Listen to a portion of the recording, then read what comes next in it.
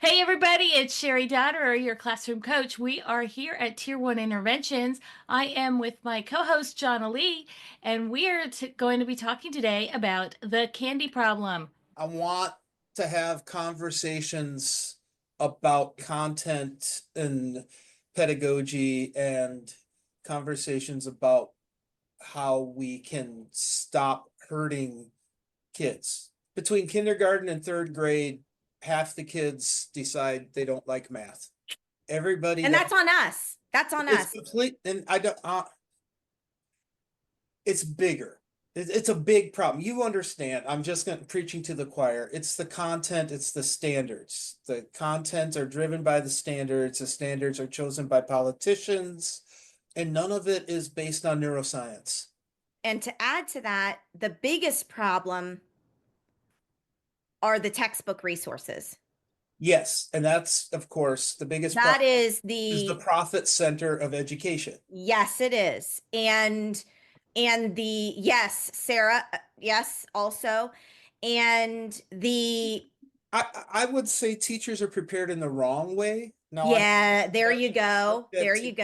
teacher colleges in 11 years ago. I spoke at a middle school math teacher or prep college prep thing. Anyway, they're not given the tools they need to be successful in classrooms. And again, it's not Well, the teachers, it's on how they're being prepared. They're being prepared to teach math the way it was taught in the last century.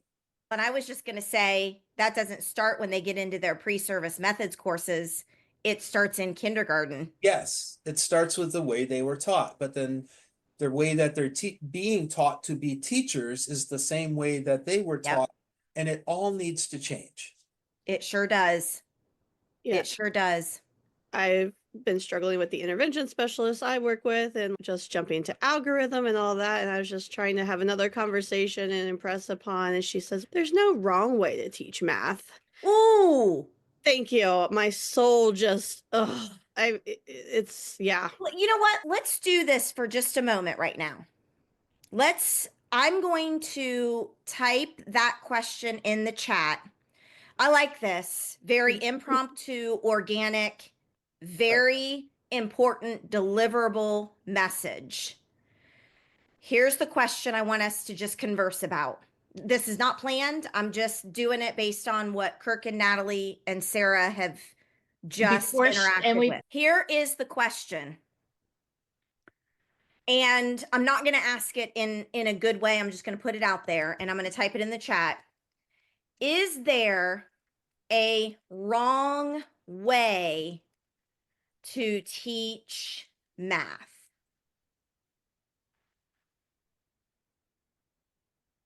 Yes, lots of them. Lots and lots of the wrong way. The only right way to teach math is the way that the student understands. And that's not going to be the same for everybody. Is there one right way to teach math? No, there are lots and lots of right ways to teach math, and there are lots and lots of ways to teach math wrong. If the student isn't learning, you're doing it wrong. Oh my gosh, say that again. Louder for the people in the back. If the student isn't learning, you're doing it wrong. That's the key. And Sarah, That's who I work with. I like your comment. If you limit accessibility, what are the right ways in tier 1 interventions? That's what we're teaching. We're teaching the right ways. So let's not even talk about those for a moment, but let's give more examples now and more profound statements of what are the wrong ways. The ways that students don't learn, wrong. If your students are failing the assessments, yes, Amy, we're doing it wrong. Kids need to be able to talk and explore with manipulatives in math. Correct. To Teresa's point, what about the special needs student? They've been like, if you jump straight to an algorithm with those kids, that's the worst way to start because they're not even getting any conceptual understanding. They might get an answer, but just saying too, how many exposures do they need versus the child who can do it with 3 and 4 and they need what, 60? You know what I'm saying? 100. You've got that exposure issue. That's what I'm up against. They're not getting it, so let's just give them a trick. They're not getting it with a trick either. They might be getting an answer. If all you want's an answer, great, but they still don't get it. They still don't have an understanding. I'd rather put more time in with those exposures and conceptualize it, and they'll make more progress that way. Okay, this isn't profound, but the wrong way to teach math is to not use manipulatives. To not use at least visual representations, but concrete is better. I just talked with our third grade intervention specialist yesterday at school because she said, okay, so we're working on subtraction, and to be able to subtract a larger number, 3-digit minus a 2-digit, whatever, right now, the third grade teachers would like them to be able to draw the hops on an open number line. So if you're writing 89 to 176 or whatever it might be, the goal is that they would take the 89 and hop to the nearest 10. So they have that 1. Then they're going to be like, oh, I can count from 90 to 170. So that would be this really big hop plus 80 or whatever. And then I would have to have all those other little, or I could hop then from the 70 to the 6 and know, okay, that's only 6 more, and then add those all together to find out that that's the answer. That's the difference between them. So I get that because Jonily, we work with right subtraction as distance. But Sophie was like, my kids don't understand that hop. They don't have the number sense to understand and grasp that number, the gravity of what those numbers mean in between. So for first grade, last year or the year before, I had little 120 grids. We shrunk them so that they were the same size as the base 10 blocks. And so I was like, I will give you some of these, but then we were going to shrink grid paper and cut it into strips so that they can have a long strip, but they could put, okay, I need 1 centimeter cube to get from 89 to 90, lay out my 10s, lay out my 1s, so then they could visually see how much it is. And then they could transfer it to like a blank line, but still be able to use the base 10 blocks to be able to count it. So let's unpack this piece, because there's a lot here, and I did something on purpose that I want to talk about. Okay. So what I was doing was I want you to, as adults, I want you to analyze the facilitation of the instructor, me, based on my adult student, Amy. So I was documenting some different things, and I did something on purpose here so that we could then talk about it. But I'm not going to say what that is right now, because I want to make a very huge statement. We think this is visual. This is not visual. Not at all. Hops, jumps, dips, number line are the most abstract. That's the highest level of abstract. So when we are using number line and hop, skips, and jumps, even if I have kids physically moving on a human number line, it is still abstract. And we think that it's concrete, conceptual, visual, contextual. But this does not help our struggling student at all. Let me say this. It's one piece of it. But if we stop here and don't dig deep, just like to Natalie's point, we can do this strategy and have kids mimic it and then copy it down and try their own. And we will probably get short-term results. And we think that we're doing the right thing. But the problem is 2 weeks later, 3 months later, 3 years later, there has not been any type of ingrained innate learning. So Amy said a few things that I want to settle on here, and I happen to have centimeter block paper, okay, and scissors in order to, because really, if this is all we do, it's the wrong way. It's wrong. Because not all kids have access, not all kids are going to learn. And we are limiting the amount of exposures that kids can have to all of their senses. When I look at this, I will actually, let me back up for a minute because I think there's a whole art to this also. We believe many times that if we take the time to just do this one problem and it takes 20, 30 minutes to just engage in it, we think that's a waste of time. I have to stop you right Go there. ahead. Yes. The sessions when I spend 20, 30 minutes on one problem are the best sessions that my students have. They learn the most. They get the most out of that. Tell us more about that.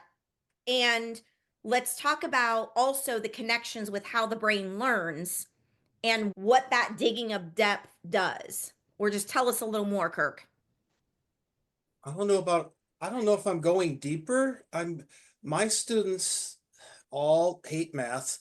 They all have 504s or IEPs. Mm-hmm. A lot of them have reading tutors, speech therapists, occupational therapists, physical therapists. Those are my kids. And it takes 20 minutes to go over vocabulary. I literally, the other night I met with a young lady who's in 7th grade the first time, and we're talking about angles. And she knew, now, granted, it's a new unit, but I also work with another student from her team, and the math teacher doesn't teach. The math teacher hands out worksheets at the beginning of class and collects them at the end of class. That's their math class. So I don't blame her for not knowing vocabulary, but vertical angle, adjacent angle, supplementary, complementary. I taught her the vocabulary, and then she could do the problems herself. So we had to take the time and do multiple examples of vocabulary of what these things mean, draw them with different angles so that she could put them. It wasn't just one picture that she had memorized. She knew what those things meant and could apply them in different contexts. Yeah, we took 30 minutes to do one problem, but we talked about a lot more than that. And that is the pure essence of depth, because if we focus in on one problem, but many words, many ideas, many aspects of the problem, many visuals, and as much kinesthetic as possible, which is hard to do with angles and doing online and whatnot, but we do is what we can. Anyway, yeah, you talk about math more than kids need to talk about math more than they do math. boom. Profound, but that's my statement. All right, I'm hiding again. There we go. Someone type that in. Kids need to talk about math more than they do math. Just like this here, I might say to students, as a teacher, I put all of these these are just symbols. These are just other symbols. I have not created a contextual, conceptual, visual, sensory experience with this is just a different algorithm. It's just different symbols.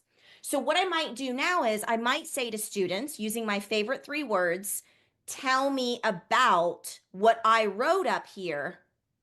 And remember, we get depth through asking questions that begin with how does, how do.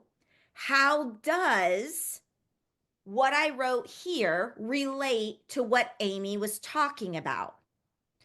Now, instead of just standing there and staring uncomfortably, I might say 40 seconds, turn and talk, go.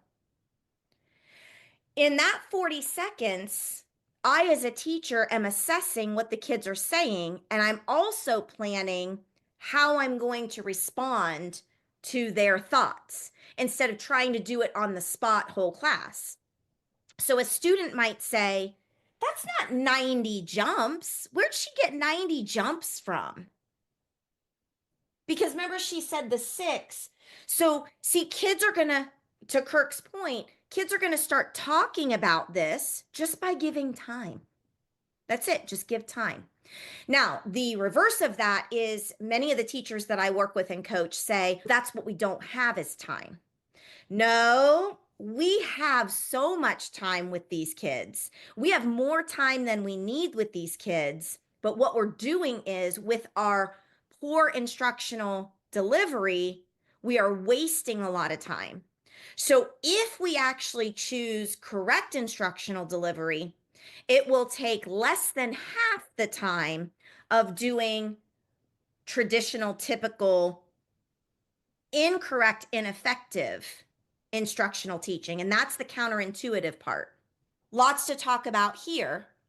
And then I've got my squares in my paper here. I'm going to give kids some tools. I'm going to give them centimeter grid paper. I'm going to give them some scissors.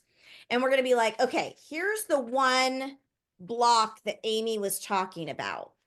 So I'm going to cut one, and this is actually centimeter paper, because when Amy says use centimeter blocks, grid paper still is not visual. So this can be very abstract. This can be very abstract because it's two-dimensional. And so when we get this piece of the centimeter block and we have a centimeter cube, this is not a centimeter cube because it doesn't fit, but centimeter cubes will fit. I don't have one right in front of me.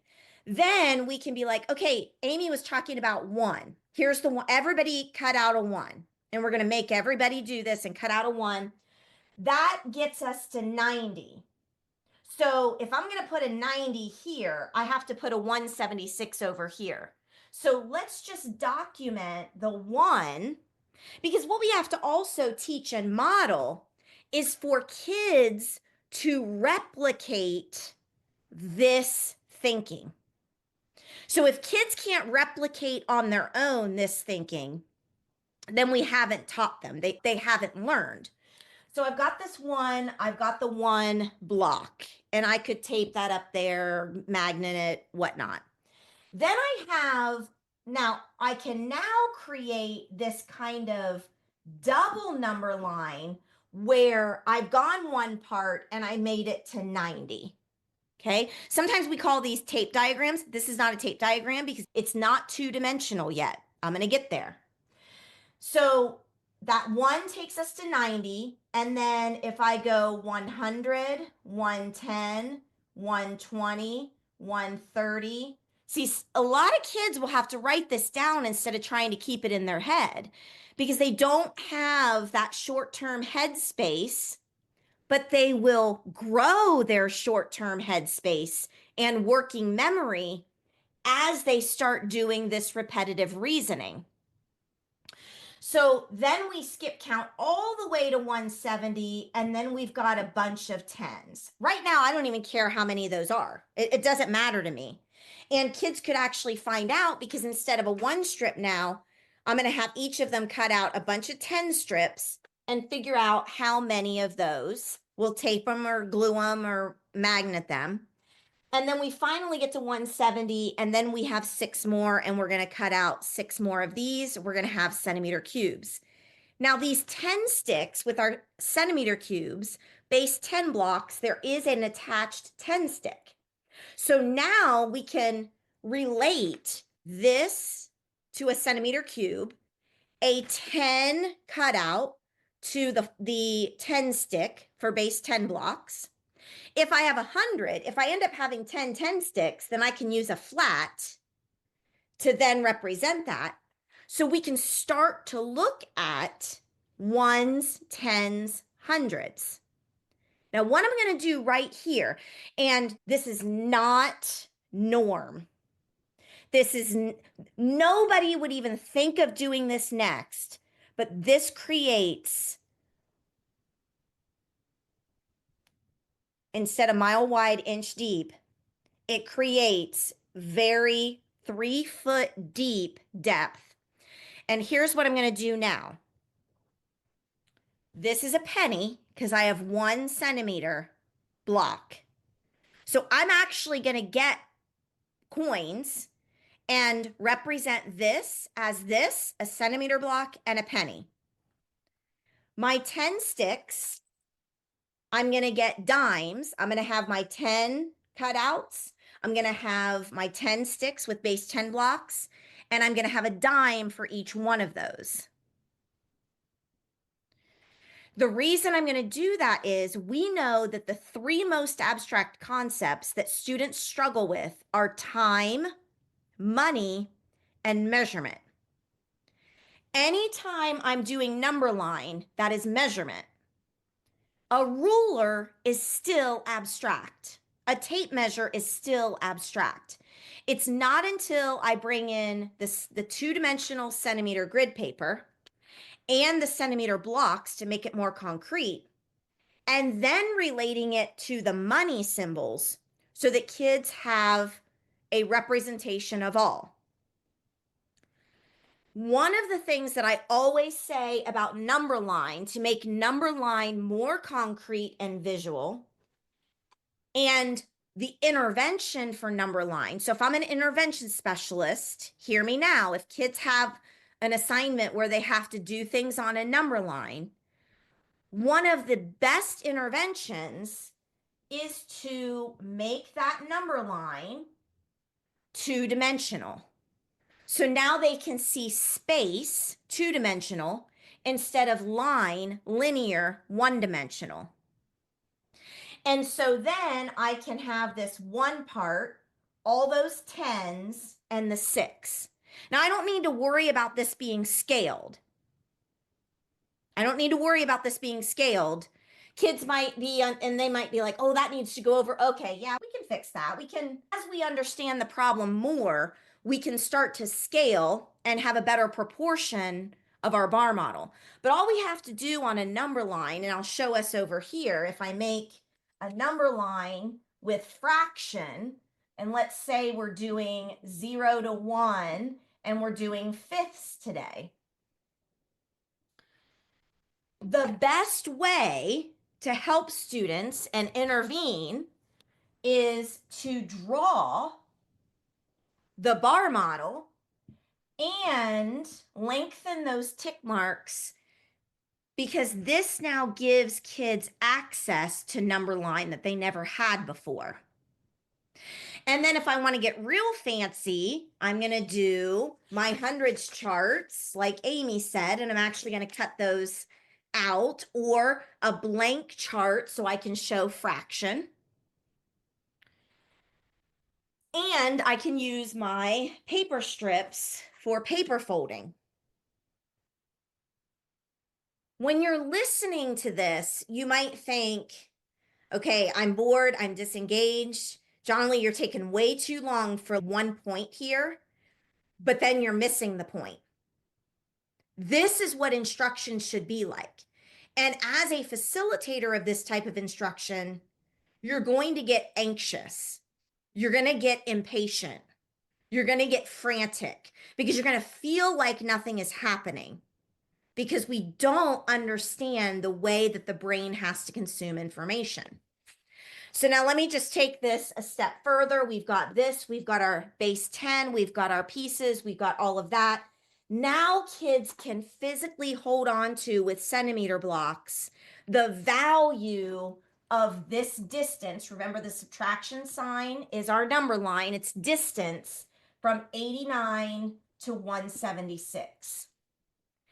Now, what makes this progression of instruction impactful and powerful is because I saw Krista put in the comments about integers, subtracting negative numbers. So you all know that this instructional practice is transferable. Some of our strategies expire and don't work in later grades with different types of numbers. So the strategy is only good for whole number, multi-digit number. Those strategies do not give us, love it. Those strategies do not give us the progressions that we need to continue to make sense, think, and reason and solve. So if I do another problem one day, and I can even do this with my third graders. Actually, I do this with my third graders. My third graders do these problems because they can solve subtraction of integers because they know this strategy. They know that this symbol is my number line. And I start at -3. I start at -3. And I have to land on -7. I have to go to -7. And I can look at my hops and jumps here. Oh gosh, zeros here. I might need that as a placeholder there. And I can look at subtraction. Remember, subtraction is the distance from the second number to the first. So from -3 to -7, subtraction. So it doesn't matter what numbers you use. You can do fractions, decimals, you can do anything you want to because this strategy is so transferable. So once we're here, again, I could make this much more visual and I could say, okay, -3, -4, -5, -6. And look at what this does to this abstract number line. Now I actually have, because those jumps are abstract because kids don't know what they're counting. Sometimes they think they're counting the peak, but they need to be counting the space. This is why kids struggle with measuring with a ruler because they don't know what they're counting. And so we need lots of practice counting the space. So I've got 1 distance, 2, 3, 4. And one of my target questions with kids is, how much time is it from 1 o'clock to 3 o'clock p.m.? Kids that struggle with counting spaces will tell you it's 3 hours. 1 o'clock to 3 o'clock p.m., they'll say 1 o'clock, 2 o'clock, 3 o'clock. Those are the kids.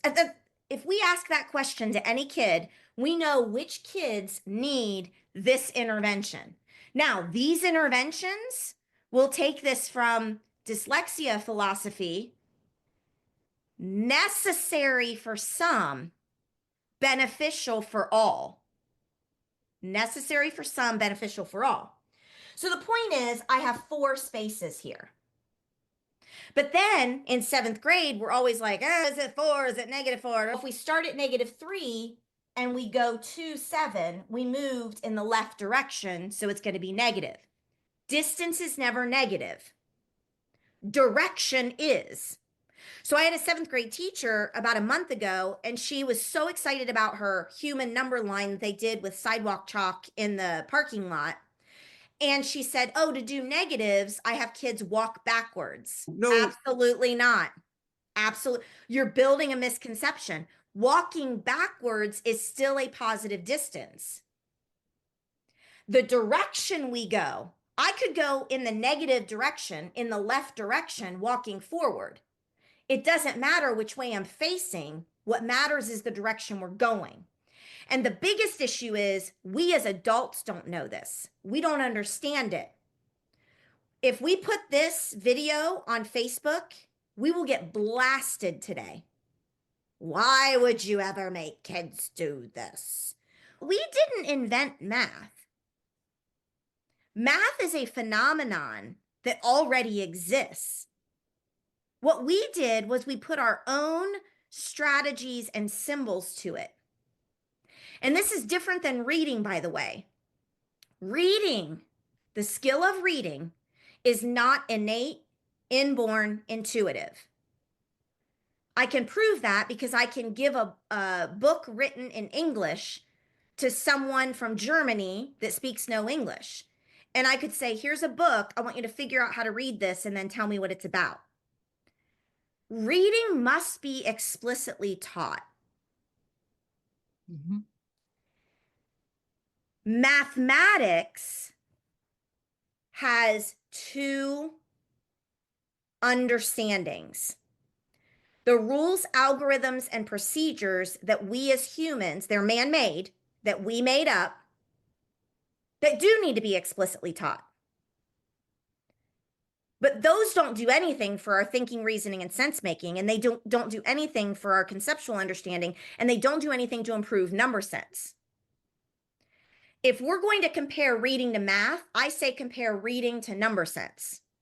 Number sense is an inborn, innate, intuitive understanding of number. Think of predator prey. I use this example all the time. Animals have an intuitive, inborn understanding of number. Some better than others. That's why some animals get killed. Let's just put it out there. Johns Hopkins University put out a research study in 2011 showing that 6-month-olds already have an intuitive sense of number, some better than others.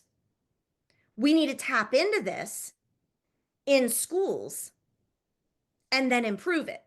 Number sense cannot be explicitly taught. Number sense can only be experienced to be learned. These two instructional progressions that I just shared with you is the way students can experience number sense.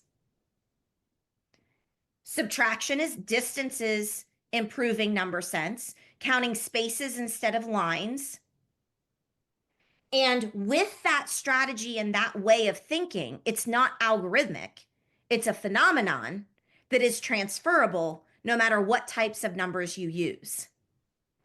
Now, let me stop talking and read some of your comments, but you guys talk to me. Can I go? Please. So you are talking about that intuitive, innate nature of number sense versus the unintuitive nature of numbers and algorithms and procedures. Cognitively, you are talking about cognitive alignment versus cognitive dissonance.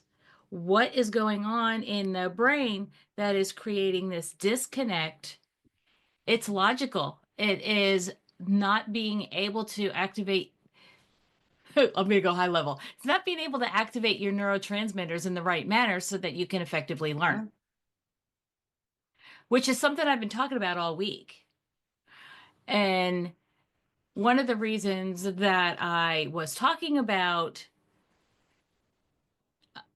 integrity all week is because without intuitive nature and true alignment with understanding, we're not going to get those neurotransmitters to work so that learning happens. There's a big block in the middle, and we have to overcome that. And what Jonily is teaching is helping students overcome that. Other thoughts?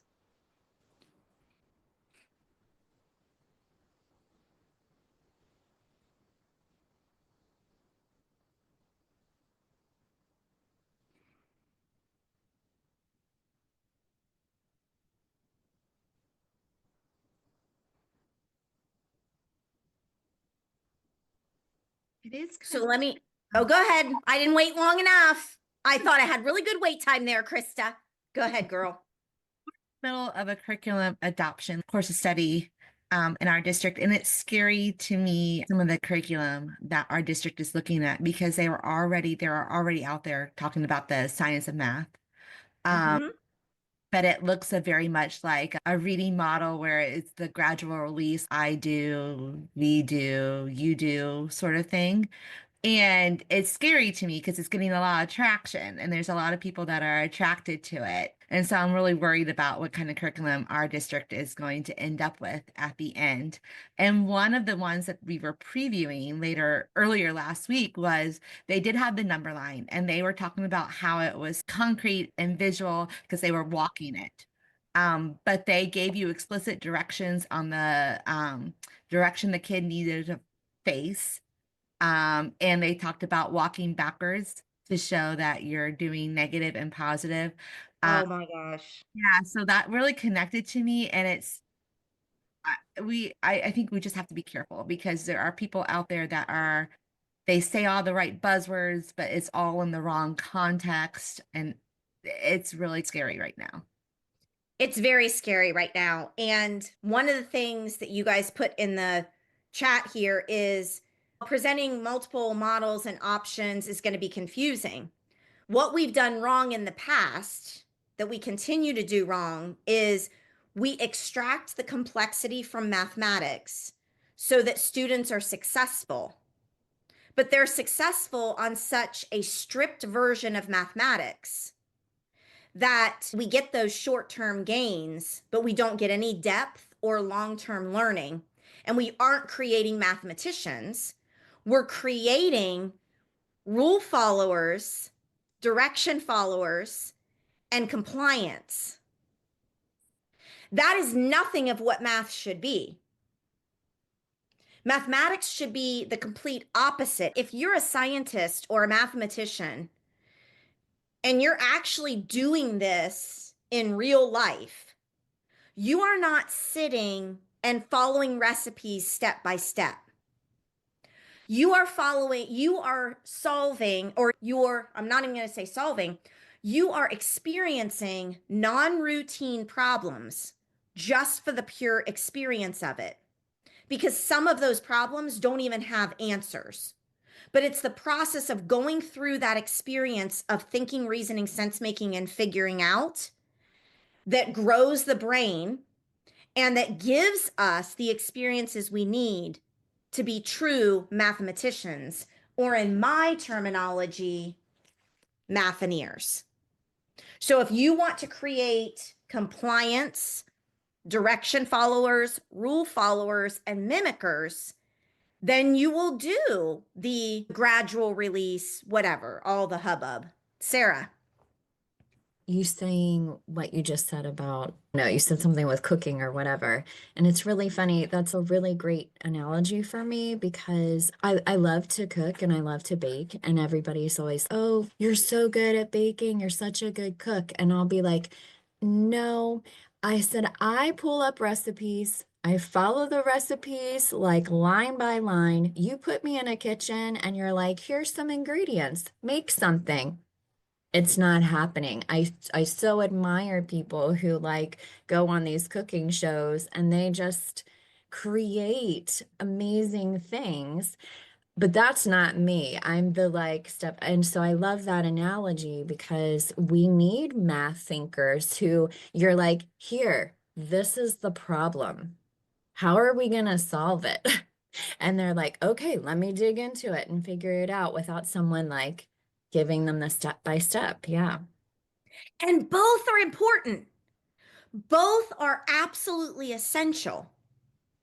However, the non-routine conceptual is going to enhance the routine procedural. And we keep fighting against that. So we want the algorithmic procedural routine, the step-by-step, the gradual release to improve. The way that that improves is to create stronger thinkers, reasoners, problem solvers, and matheniers. Great point, Sarah. Other thoughts? We keep talking about forgetting is necessary. And if we are going to just barrel through, we're not giving people chance to forget. So if you have a teacher who is all about solving the problem, they're not giving the student chance to experience the problem.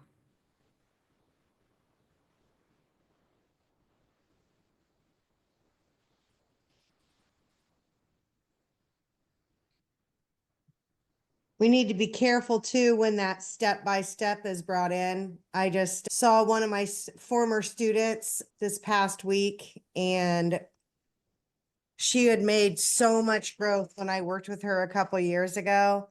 Just really and it was with adding and subtracting. And just for giggles, I gave her a couple problems, and she totally has no idea what she's doing anymore because somebody sat her down and showed her the traditional algorithm, and now she has no idea how to make sense of adding and subtracting because somebody just brought it into her and said, here, just do it this way. And now it's all that work and that building of understanding has just been thrown out the window. We continue to negate number sense, thinking, reasoning, and sense making. We continue to negate that. We continue to actually force students into reverse learning, like they're unlearning. And we negate this through poor instructional delivery that focuses on step-by-step algorithmic. Two things, Kirk. One, no fight. Vertical number lines are much more conceptual because temperature is much more conceptual for kids than length. So no, that's not an argument at all. And random question, how much time between exposures for interleaving? There's no science or rule to it. I say at least 2 days, sometimes 2 months, sometimes 2 weeks, sometimes 3 weeks, just whenever we get to it.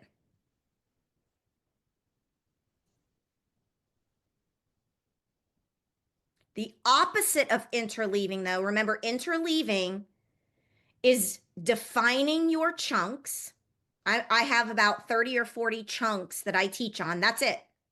Defining what your essential chunks are and then doing those in cycles. So I might do 8 of my chunks and then cycle those 8 back in and cycle those 8 back in. One of my chunks might be 176 minus 89. That might be one of my new chunks, is a 3-digit minus a 2-digit. Set up in this way, number selection is important. Nothing happens by accident. The whole point of everything we've just done up to now is look at how one problem taught so much content and created so many discussions in lots of different areas.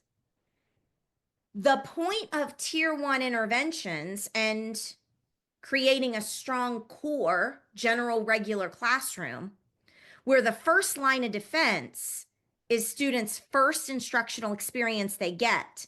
That needs to be the best instructional experience because then we can avoid the need for tier 2 and tier 3 interventions because the majority of kids should get exactly what they need in their classroom.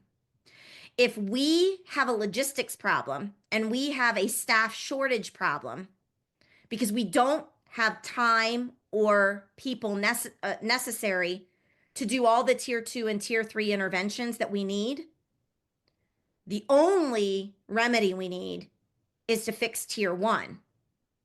And tier 1 interventions has 12 reference tasks that teach all of our standards from preschool through high school. But the flavor, just like Sarah was using the cooking analogy, I can cook using a recipe. Amy can cook using the same recipe. Cheri can cook using the same recipe. Teresa can cook using the same recipe. And all of our food is going to taste different. But there's an art to cooking. Let's suppose we don't have a recipe and you're just throwing a bunch of ingredients and say, try to make something delightful.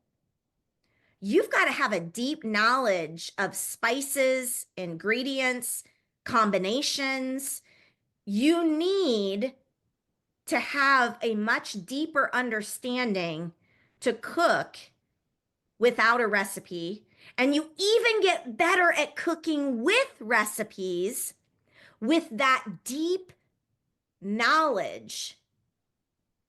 Just like I was saying about number sense, the more we give experiences that improve student number sense, the better they're going to be at solving those step-by-step procedures and algorithms. But the point is, one problem, one example can teach a variety of things.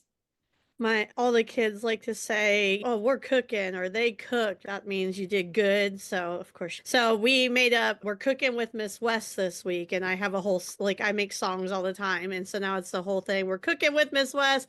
They're cooking. Yeah, it. Glad to know all my little songs are. And you are Gordon Ramsay. Yeah. But one of my kids, I was like, "Oh, you're cooking today," and she looked at me with total seriousness. West, where'd you learn to talk like that? And I'm like, "Because of you. Come on now, you like what do you mean where I learned to talk like that? Here every day." My theme this week has been "You are burnt now" because you cook too much. Cook too much. So JC's in the kitchen, not in the house anymore? Jay-Z in the kitchen with a sweaty back and foot funk and my broken tooth. She's flipping pancakes in the kitchen. Y'all know what I'm talking about. Hey, everybody, this has been Tier 1 Interventions. We'll see you next week. So check us out.